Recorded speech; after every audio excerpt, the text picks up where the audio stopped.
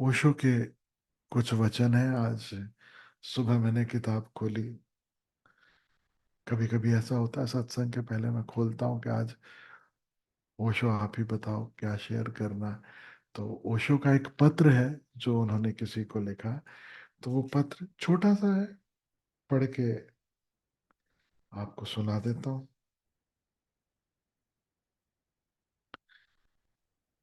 जो पत्र उन्होंने लिखा है वो लिखा है किसी भोगीलाल मोदी को, जो आजोल में रहने वाले होंगे गुजरात में। तो उनको वो लिख रहे हैं, बड़े प्यार से लिख रहे हैं कि मेरे प्रिय प्रेम, ध्यान के लिए श्रम करो, ध्यान के लिए मेहनत करो। संत अगर कहेंगे तो यही कहेंगे कि ध्यान के लिए श्रम करो। वो दूसरी इधर उधर की बात है, क्योंकि डायरेक्ट भक्ति की बात अगर कहो तो हम अंध भक्ति में उतर जाते हैं। डायरेक्ट श्रद्धा की बात कहो तो हमें अंधश्रद्धा प्रकट होती है।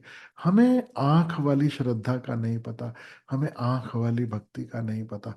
We don't know about conscious devotion and conscious trust. तो इसलिए करना क्या है, हमारे बस में क्या है, कहाँ तक करने का जगत है और कहाँ से होने का जगत शुरू होता है।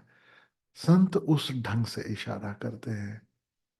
ध्यान के लिए श्रम करो, मन की सब समस्याएं तिरोहित हो जाएंगी। आपके मन में जितने भी प्रश्न उठते हैं, जीवन में जो कुछ भी उठता है, हम सबके जीवन में कुछ भी समस्या आती, सारी चिंता, सारी फिक्र, सारी सिक्योरिटी की चाह, सारे भय, सारी कामनाएं, सारे राग, सारे द्वेष, सब कुछ मन का ही हिस्सा है। तो जैसे समस्याओं से समाधान चाहिए, जो चाहे कि जीवन में समस्या ना हो, उसे जो उपाय करना होगा वह मन से मुक्ति का उपाय होगा। जिसने मन को जीत लिया उसने जग को जीत लिया। वो सिकंदर से ऊपर हो गया। अब उससे ऊंचा सिकंदर कहीं नहीं।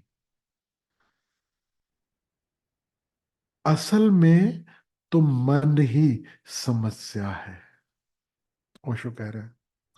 शेष सारी समस्या तो मन की प्रतिध्वनियां मात्र है। प्रतिध्वनि यानी echo. Rest is just echoes, all that nonsense. हजार समस्याएं जो दिखाई देती हैं, उनकी जड़ जो है वो मन है।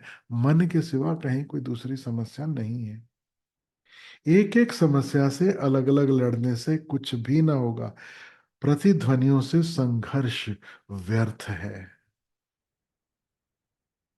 पराजय के अतिरिक्त उसका और कोई परिणाम नहीं है। शाखाओं को मत काटो, डोंट कट द ब्रांचेस।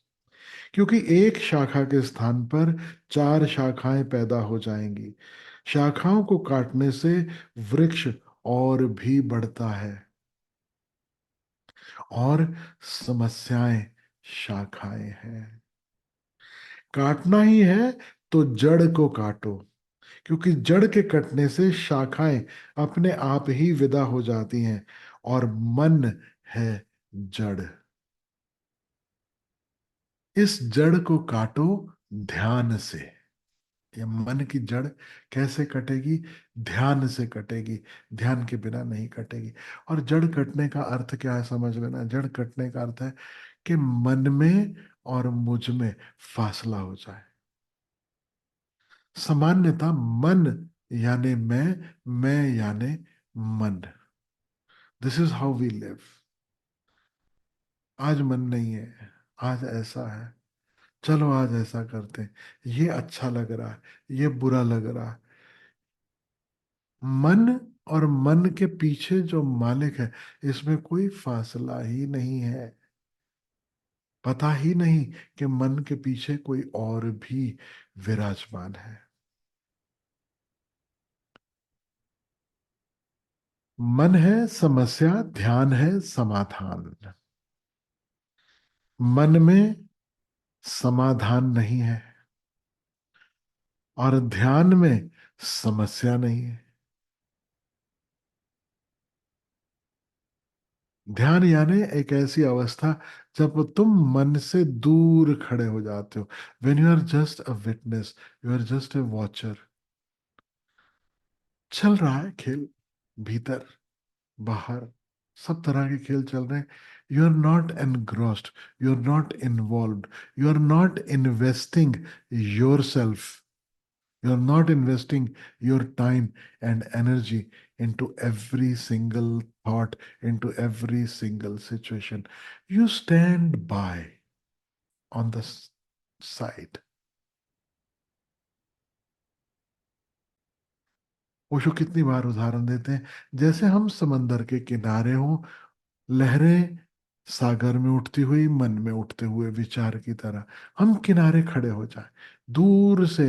जैसे हम आती जाती लहरों को देखते हैं, इस तरह हम अपने मन के विचारों को देखें। तो संभावना है कि कभी यह इल्हाम हो, यह रियलाइजेशन हो कि मन और मैं एक ही नहीं है, देखने वाला और दिखाई देने वाला एक ही नहीं है, ये दोनों भिन्न भिन्न है। मन में ध्यान नहीं है, ध्यान में मन नहीं है। ध्यान की अनुपस्थिति है मन।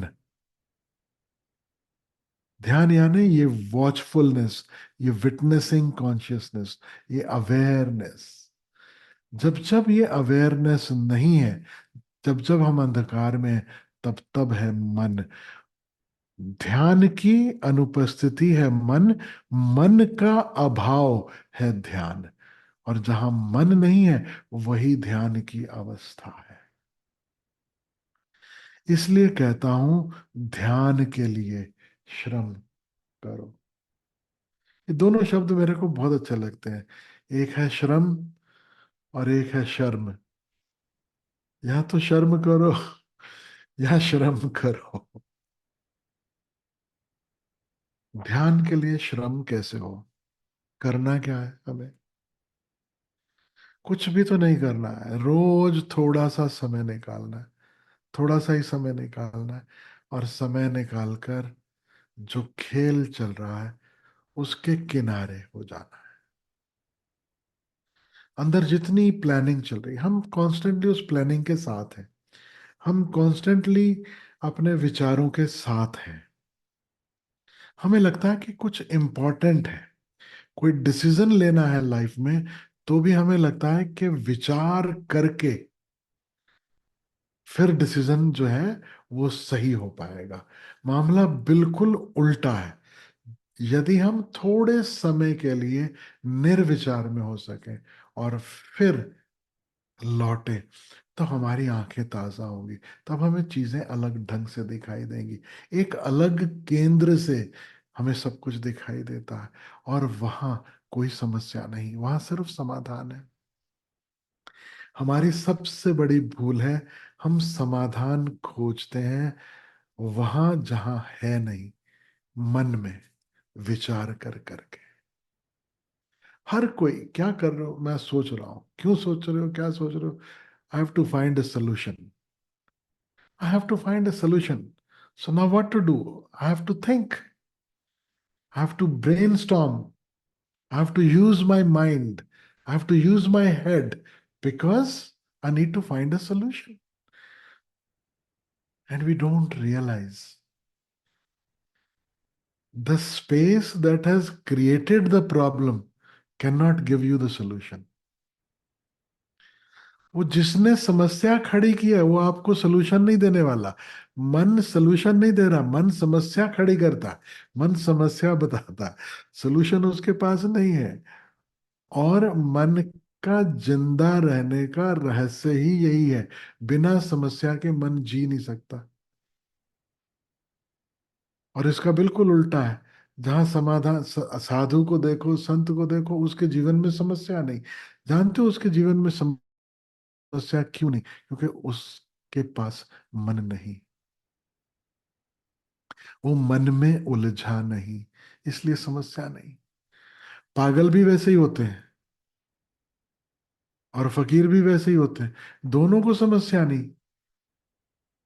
एक है जो मन के थोड़ा नीचे रह गया, जिसका मन उतना विकसित ही नहीं हुआ, उसे समझ ही नहीं आती।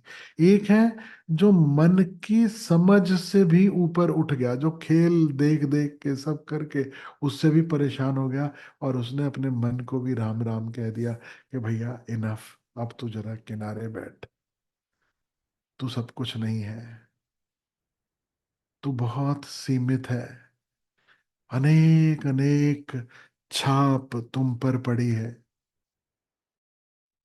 मन से तो समस्या खड़ी हुई है, मन से समाधान नहीं मिल सकता। इतिहास गवाह है, साइंस गवाही देती है इस बात की, कि जितने भी बड़ी बड़ी इजाद की गई, खोज की गई, जिसमें एक समझ की जरूरत है, एक इंटेलिजेंस की जरूरत है, वो जब सोच विचार के व्यक्ति थक गया, जब उसने सब सोचना विचारना छोड़ दिया, तब हुई है। मुश्किल से मुश्किल समस्याओं का उत्तर जो मिला है, वो एक गहरे विश्राम की अवस्था में मिला है। तो ये जो यूरेका मोमेंट्स हैं, ये जो समाधान की मोमेंट्स हैं, ये मन से नहीं आती, उस अवस्था से आती हैं जब हम मन से थोड़ा ब्रेक ले लेते हैं। तो ओशो जब कहते हैं ध्यान के लिए श्रम करो, श्रम के लिए मन से पार जाना होगा, मन के परे खड़े होकर, मन से मुक्त होकर मन को देखना होगा, वही समाधान है। तो ओशो बड़ी साइंटिफिक बात कह रहे हैं, बड़ी साइंटिफिक बात कह रहे हैं।